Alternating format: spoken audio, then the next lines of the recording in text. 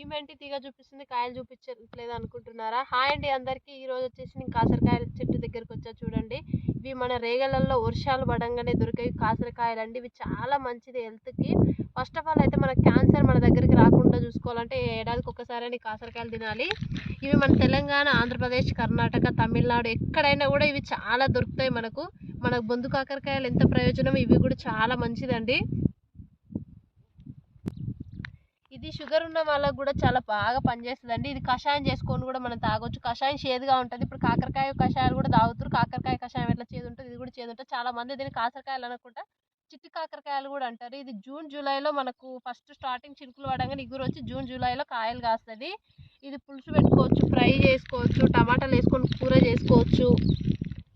ఇది తెలియని వాళ్ళు చాలా మంది ఉంటారు, కానీ తెలుసుకోండి దీని గురించి. ఇవి తినండి. మన పల్లెటూర్లలో దొరికేవి మనం ఏవి ఇష్టపెట్టకూడదు. ఎందుకంటే ఇప్పుడున్న జనరేషన్కి ఇది చాలా మందికి తెలియదు కాకరకాయలు అంటే ఏంటి అనేది.